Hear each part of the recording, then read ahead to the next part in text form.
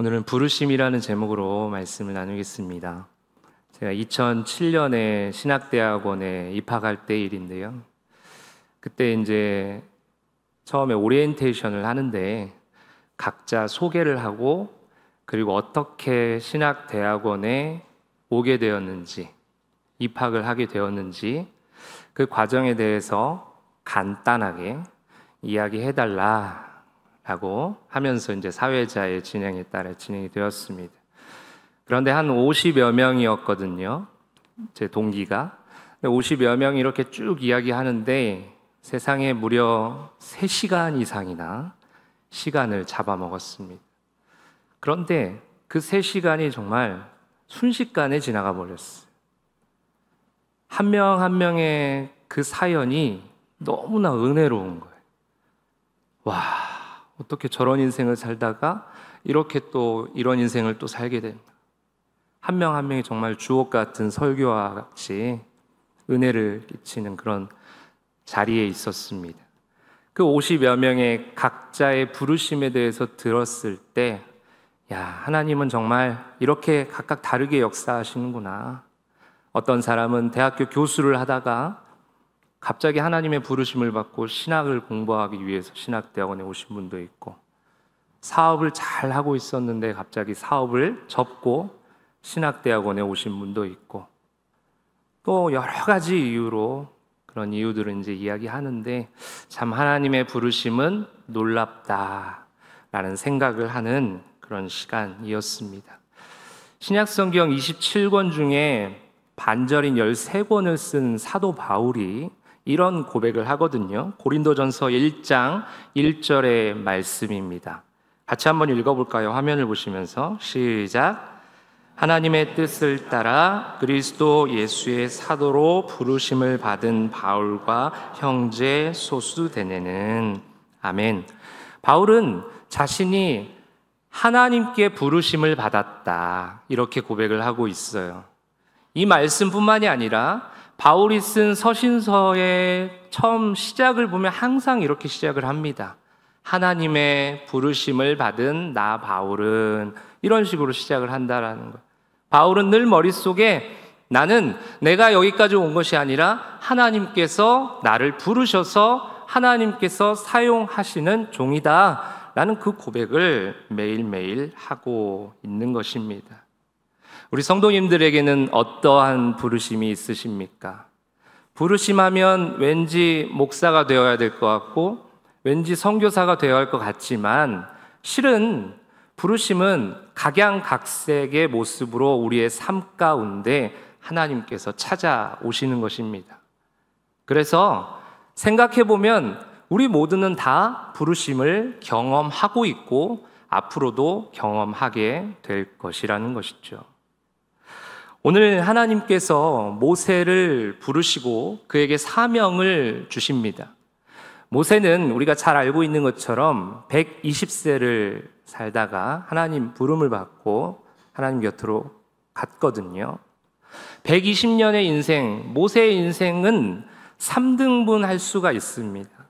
태어나서 40세까지는 궁궐에서 왕자 대우를 받으면서 아주 부유하게 그렇게 삶을 살았습니다. 그리고 80세까지는 어떤 삶을 살았냐면 도망자의 삶을 살았어요. 광야의 삶을 살았고, 그리고 양을 치면서 살았습니다. 그리고 나머지 40년, 120세까지는 하나님의 부르심을 받고 하나님의 뜻대로 하나님의 사명을 잘 감당하면서 그렇게 살았습니다. 오늘은 하나님께서 모세를 부르신 이 부르심의 장면을 보면서 부르심의 특징이 무엇인가 한번 4가지로 잠깐 살펴보고자 합니다. 하나님께서 우리를 부르실 때 어떠한 특징을 가지고 부르시는가 한번 생각해 보는 시간 가져보겠습니다. 첫 번째, 한번 따라해 보시겠어요? 부르시기 전에 미리 준비하게 하십니다. 본문 1절의 말씀입니다. 같이 한번 읽어보겠습니다. 시작. 모세가 그의 장인 미디안 제사장 이드로의 양떼를 치더니 그 떼를 광야 서쪽으로 인도하여 하나님의 산 호렙에 이르매. 아멘. 모세는요, 자신의 양도 아닌 장인인 이드로의 그 양을 쳤다라는 거예요. 얼마나 치기 싫었을까요? 얼마나 하기 싫었을까요? 그런다고 뭐 수고비를 받는 것도 아니고 급여를 받는 것도 아니고 그렇게 삶을 살았다라는 거예요. 그런데 나중에 생각해 보니, 잘 생각해 보면 왜 하나님께서 그 시점에서 양을 치게 하셨을까? 묵상하는 가운데 이런 마음을 주시더라고요. 아, 모세가 이제 앞으로 목자가 되어야 되니까, 이스라엘 백성들을 이끌고 가야 할 목자가 되어야 되니까 미리 양을 치면서 한번 경험해봐라, 그런 의미가 있지 않을까, 저는 그렇게 해석이 되더라고요. 그래서 하나님께서는 모세를 부르시기 전에 미리 이러한 과정들을 통해서 모세를 준비시키셨다라는 거예요. 마찬가지로 우리의 삶을 부르시기 전에 하나님께서는 다 준비를 시켜주신다는 거죠. 제가 말씀을 준비하다가 갑자기 옛날 생각이 좀 났습니다. 내가 하나님께서 나를 어떻게 부르셨을까 한번 생각을 해봤어요. 생각을 해보니까 제가 26살까지는 꿈이 딱 한 가지였습니다. 그것은 바로 수학 선생님이었어요. 제가 수학과를 나왔거든요. 그래서 선생님을 하려고 열심히 노력하면서 그렇게 살았습니다. 그런데 하나님께서는 26살 거의 끝날 때쯤에 저를 목회자로 부르셨어요. 그러니까 제 꿈을 완전히 뒤집어 엎으신 거죠. 그러면 왜 나를 부르셨을까 생각을 해보니까, 제가 중3 때 처음 교회를 나갔거든요. 물론 첫사랑이 그리워서 교회를 처음 나가게 되었습니다. 그 이야기는 제가 나중에 시간이 되면 한번 길게 해드리겠습니다. 오늘은 시간이 없어서요. 첫사랑 때문에 교회 나갔지만 첫사랑이 예전 같지 않았던 거예요. 그래서 그 자매를 본 것이 아니라 이제 주님을 보게 되었습니다. 그래서 주님을 열심히 보고 지금까지 이렇게 신앙생활을 하고 있습니다. 하나님께서 보니까 그렇게 첫사랑 때문에 갔지만 그 자매를 보지 않도록 자꾸 다른 곳에 시선을 두게 하시는, 찬양단에 들어가게 하시고 율동도 하게 하시고 노래도 부르게 하시고 기타도 치게 하시고 찬양 인도도 하게 하시고, 그러다가 결국은 고등부 회장까지 이렇게 맡겨주시면서 리더십을 훈련시켜 주신 거예요. 그런 모든 과정들을 보니, 아, 하나님께서 괜히 그때 그렇게 하신 것이 아니구나, 다 뜻이 있으시고 계획이 있으시구나, 지금을 위해서 그렇게 준비하셨구나 라는 생각이 들었습니다. 사랑하는 성도님들, 하나님께서 나를 부르신 때, 그 부르시기 전에 반드시 우리의 삶 가운데 그 준비 과정이 있거든요. 저도 그 과정에 정말 내가 왜 일을 하고 있나? 하기도 싫었고 왜 하는지도 몰랐지만 그냥 순종하면서 그 시간들을 보냈습니다. 오늘 모세도 마찬가지였을 거예요. 내가 내 양도 아닌데 왜 칠까? 하기 싫었지만 순종하면서 양을 쳤습니다. 그랬더니 나중에 이스라엘 백성들을 이끌고 가는 목자가 되어서 양들을 잘 관리하면서 그렇게 출애굽하고 그 이후의 과정까지 쭉 이어갔다라는 것입니다. 이처럼 하나님께서는 부르시기 전에 이렇게 준비시키는 그런 특징이 있습니다. 두 번째, 한번 따라해 보시겠어요? 하나님은 연약한 사람을 들어 사용하십니다. 오늘 모세의 나이가 80세입니다. 그리고 지금까지 40년 동안 광야에서 살았고요. 그리고 양만 치면서 살았어요. 할 줄 아는 건 아무것도 없습니다. 그런데 하나님께서는 모세를 부르신 거예요. 왜 부르셨을까요? 하나님은 이렇게 연약한 자를 들어 쓰시기를 즐겨 하십니다. 마찬가지예요. 오늘 이 자리에 있는 저와 여러분 다 연약한 자들 아닙니까? 하나님께서는 비록 우리가 연약하지만 우리를 들어 사용하여 주시는 줄 믿습니다. 성경의 수많은 인물들을 보아도 다 연약한 자였어요. 다윗도 양치는 소년이었고요. 요셉은 노예였고요. 다니엘은 포로로 끌려갔었고, 예수님의 제자들 보면 하나같이 제대로 된 직업을 가진 자들도 없었고 똑똑한 사람들도 없었고 능력 있는 사람도 없었다라는 거예요. 부족하고 연약하지만 하나님께서 그들을 들어서 쓰심으로 약할 때 강함이 되시는 그 주님을 알게 하신 것입니다.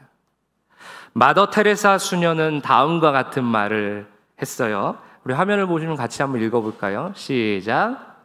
하나님의 연필, 그것이 바로 나이다. 하나님은 작은 몽당 연필로 좋아하는 것을 그리신다.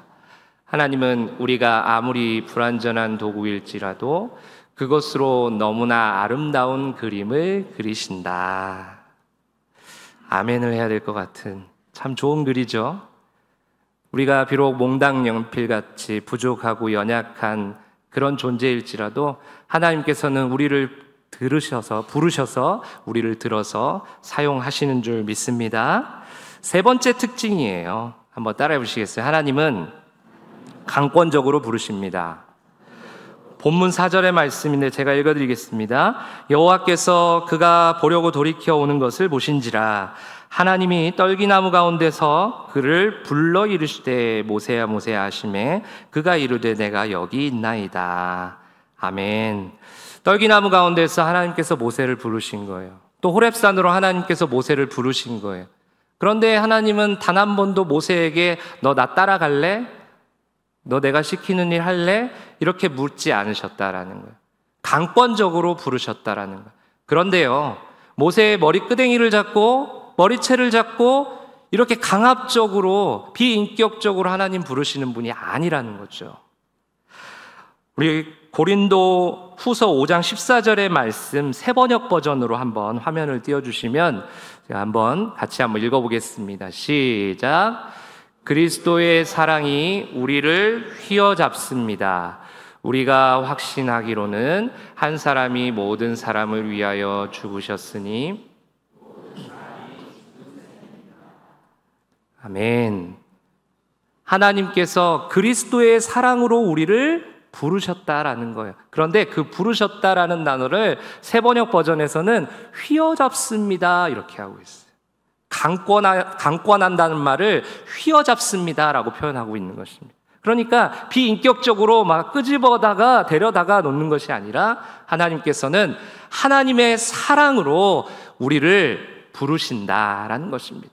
그래서 우리가 하나님의 사랑에 이렇게 매이게 되면 하나님의 사랑에 충만해지면 누가 하지 말라고 해도 시키지 않아도 그 사명들을 잘 감당하게 되는 것입니다. 이처럼 하나님께서는 하나님의 사랑으로 강권하여서 우리를 부르시는 것을 믿으면서 하나님의 사랑에 보답하며 살아가는 우리 성도님들 되시기를 주님의 이름으로 축복합니다.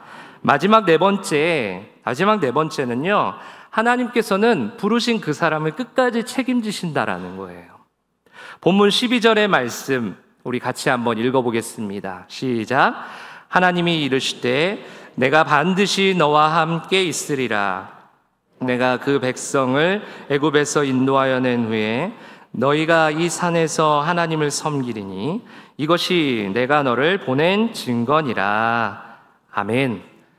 모세는 하나님께서 부르시자 항변하기 시작합니다. 저는 못합니다. 저는 말도 못하고요. 저는 리더십도 없습니다. 말도 못합니다. 이런 식으로 4-5번을 계속해서 안 하겠다라고 말하고 있는 거예요. 그런데 그때마다 하나님께서 하신 말씀은 똑같았어요. 내가 너와 함께 하겠다. 하나님께서 내가 너와 함께 하겠다라는 말이 무슨 말씀이죠? 내가 너를 지켜주겠다. 내가 너를 도울 것이다. 하나님께서는 우리를 부르시고 네가 알아서 해봐라 하고 팔짱 끼시고 그냥 구경하시는 분이 아니라 우리에게 내가 너와 함께 하겠다. 내가 너희와 함께 하겠다. 제자들 앞에서 하늘로 올라가시면서 마지막 하신 말씀 있으시잖아요. 내가 너희와 세상 끝날까지 함께 하겠다. 여러분, 이 약속의 말씀을 믿으시기를 축복합니다. 이처럼 하나님은 우리를 부르시고 그냥 놔두시는 분이 아니라 끝까지 우리를 책임지시는 분이심을 기억했으면 좋겠어요. 중국 선교사이신 허드슨 테일러가에게 한 청년이 찾아왔어요. 청년이 이렇게 묻습니다. 선교사님, 어떻게 하면 하나님의 일을 잘하는 이런 선교사 목회자, 이런 사역자가 될 수 있습니까? 저도 좀 그렇게 되고 싶습니다. 그렇게 이야기를 한 거예요. 그랬더니 테일러 목사님이 이 청년에게 이렇게 되묻습니다. 촛불이 언제부터 빛을 발합니까? 그자 뭐 고민도 하지 않았어요. 그야 뭐 불을 붙이는 그 순간부터 빛을 발하지요. 자, 테일러 목사님이 웃으면서 이야기를 합니다. 맞아요. 신앙이라는 게 그렇습니다. 하나님의 부르심이 있을 때 그것을 아멘하고 순종하는 그 순간부터 사역자이십니다. 사명자이시고 하나님의 사람이십니다. 그러니 그 부르심에 순종하는 삶을 사십시오. 이런 얘기를 했다라는 거예요. 사랑하는 동인가족 여러분, 나를 향한 하나님의 부르심은 과연 무엇일까요? 나를 그리스도인으로 부르신 하나님의 부르심은 과연 무엇일까요? 나를 이 동인교회로 부르신 그 부르심이 무엇일까요? 나를 이 대한민국이라는 땅으로 부르신 하나님의 부르심은 과연 무엇일까요? 나를 이 가정으로, 이 직장으로, 공동체로 부르신 그 하나님의 부르심은 과연 무엇일까? 우리는 한번 생각해 봐야 할 것 같습니다. 오늘 모세를 부르신 하나님께서 각양각색의 모습으로 우리를 부르시는 줄 믿습니다. 그런 하나님의 부르심에 순종하고 그 부르심에 합당한 삶을 살아가는 동인의 모든 가족들 되시기를 주님의 이름으로 축복합니다. 특별히 이제 제2회 2회 터치 전도가 시작이 됩니다. 왜 하나님께서 동인교회 작년에 터치 전도를 시작하게 하셨을까? 왜 그 가운데 나를 이곳으로 불러주셨을까? 이것을 우리가 곰곰이 생각하면서 그 부르심에 반응하며 행복한 그런 터치 전도의 시간을 만끽하시기를 소망합니다. 하나님께서 자신의 입술이 부정하다는 이사야의 입술을 숯불로 깨끗하게 바꾸어 주신 후에 하나님의 탄식이 이사야에게 들리거든요. 어떤 탄식이었냐면 내가 누구를 보내며 누가 우리를 위하여 갈고. 그때 이사야는 결단하면서 이렇게 고백을 합니다. 이사야 6장 8절 하반절의 말씀 같이 한번 읽겠습니다. 시작. 그때 내가 이르되 내가 여기 있나이다. 나를 보내소서 하였더니 아멘. 이 고백이 우리의 고백이 되기를 소망합니다. 기도하겠습니다. 하나님 아버지 감사합니다. 피곤하고 힘든 오후지만 하나님께서 주신 말씀으로 새 힘을 얻습니다. 하나님께서 나를 부르실 때 준비하게 하시고 연약함에도 부르시고 강권적으로 부르시고 부르신 후에 끝까지 책임지신다는 것을 말씀을 통해 들었습니다. 계속해서 하나님의 부르심에 민감하게 반응하며 하루하루를 살아가게 하여 주시옵소서. 예수님의 이름으로 기도합니다. 아멘.